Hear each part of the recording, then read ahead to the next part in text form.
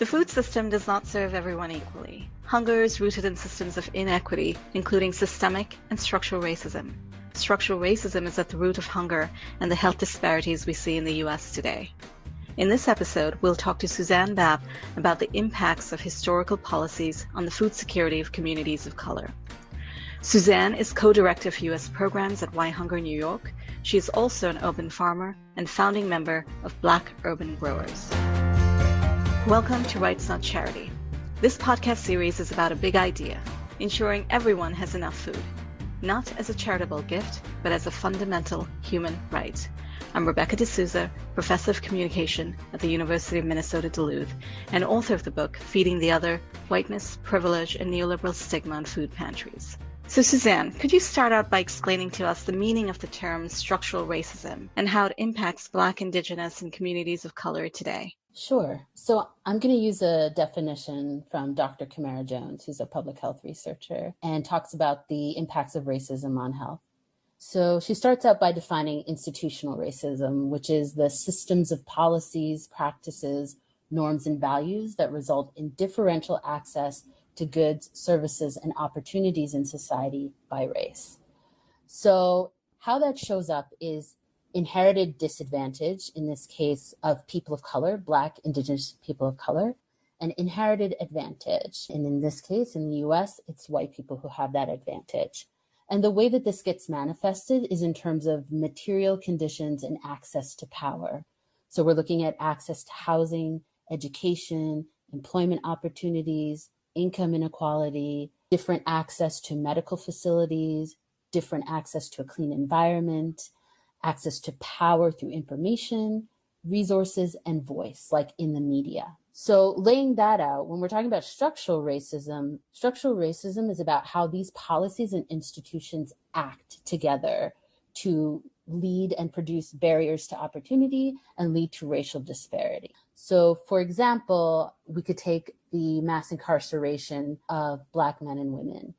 That is a relationship between the education system, the whole school to prison pipeline, between the criminal justice system, and between the media that often perpetuates the myths about Black people and criminality. Thank you so much for laying that out for us so clearly. It's important to remember for us that the structures we have today are the result of a multitude of historical insults. What are some key historical flashpoints to keep in mind when we think about the relationship between hunger and the right to food? I think there are two big ones that I can give as an example as historical insults. The first one would be the dispossession and murder of Indigenous people and populations of their natural resources beginning in the 15th century.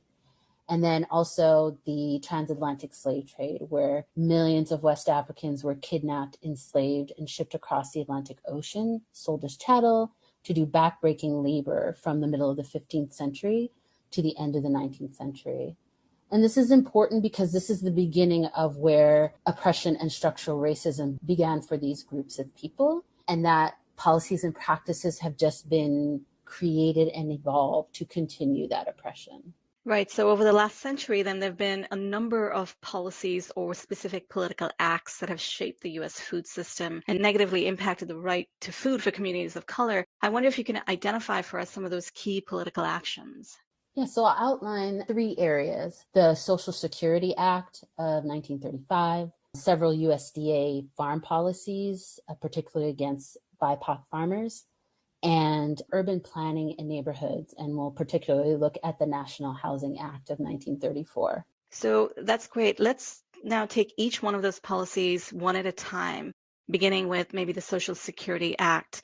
Tell us a little bit about how that Social Security Act affected the food security of communities of color. So the Social Security Act was created to protect Americans by providing folks in their old age, survivors, and folks who have been disabled, insurance, so payment in those times when they're no longer able to work. But what happened was during that time, it excluded domestic and agricultural workers. And 60% of the Black labor force were domestic and agricultural workers. And that was completely intentional. And then domestic workers were included in 1950, and then agricultural workers were included in 1954. But that left out a generation of people who couldn't accumulate familial wealth or couldn't get their basic needs met during that time when they could no longer work because of age or disability. And so if they had hunger or food insecurity already because they probably weren't earning enough money, that was further perpetuated by not being able to access Social Security. Right. And so the Social Security Act created intergenerational sort of oppression, increasing the hunger and food insecurity for communities of color. Now, I wonder how the USDA farm policies also operated as structures of racism. If we look at the way in which the USDA gives out subsidies, for many decades, they have given out billions of federal subsidies to companies and large-scale farms that produce corn syrup, high fructose corn syrup, cornstarch, and soy. And we may know now that a lot of those products end up in food and they help to perpetuate chronic health diseases.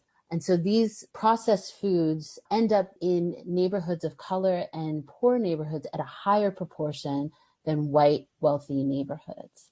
So not only are we impacting farmers, we're impacting the health of the communities in which receive the end product of it. Now, most farmers of color usually farm what's called specialty crops, which is fruits and vegetables and livestock. These types of crops are not eligible for the commodity programs and receive way less government support. And even when you look at the support that they do get, there is some racial discrimination there. So for example, the Haas Institute said that white farmers that grow specialty crops receive a payment of about $10,000 per farm, while Black farmers receive an average of about $5,000 per farm. Wow. So not only are communities of color restricted in buying food, but also heavily restricted in growing their own food through these political actions.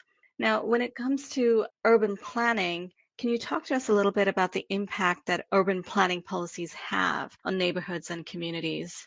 So I'll talk about the National Housing Act 1934, which was implemented by the Federal Housing Administration. And the purpose of this was to promote homeownership and launch many Americans into the middle class. The FHA provided loans to people so that they could purchase houses, but many people of color were largely left out.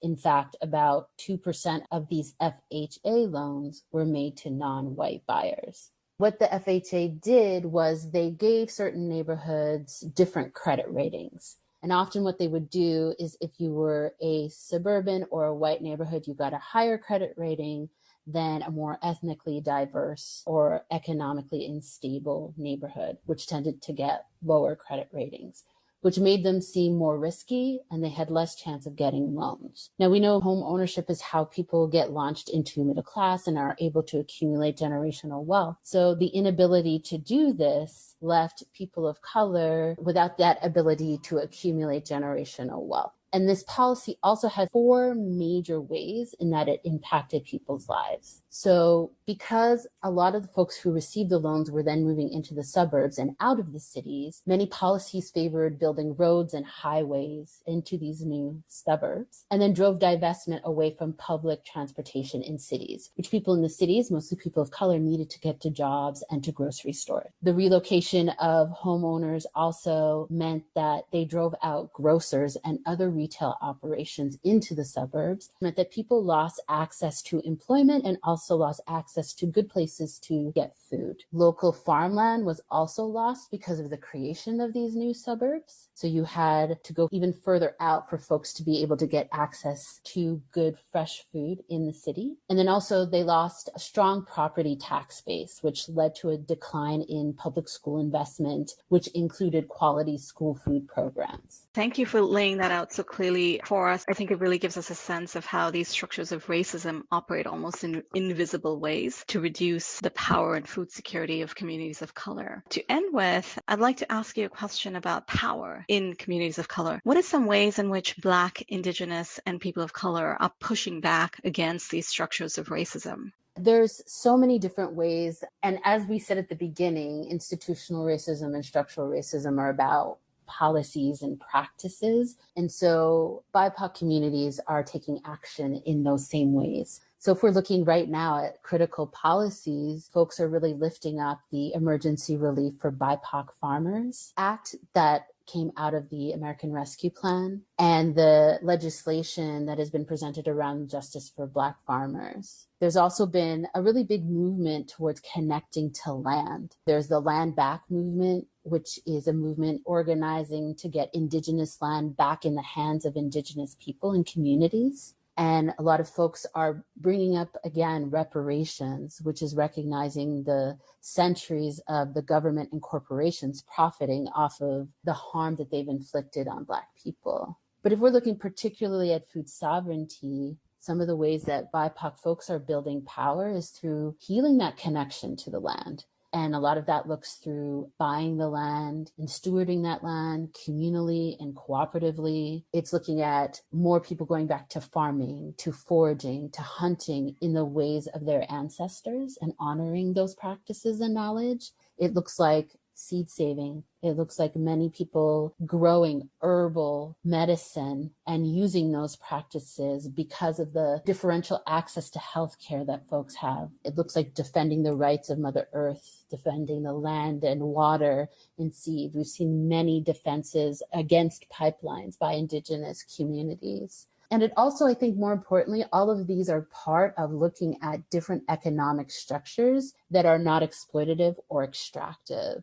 Really looking at solidarity economies and things like just transition. Thank you, Suzanne, for laying out these key historical policies and their ongoing impacts on hunger, as well as the survival and resistance practices of communities of color. Public policy should protect our basic right to food. Unfortunately, this has not been the case in the United States. Illuminating these structures is an important first step to fighting back and dismantling the pernicious racism that shapes our food system. If you're inspired by what you've heard today, please check out our other podcasts and keep up to date with the Global Solidarity Alliance for Food, Health, and Social Justice by visiting rightsnotcharity.org.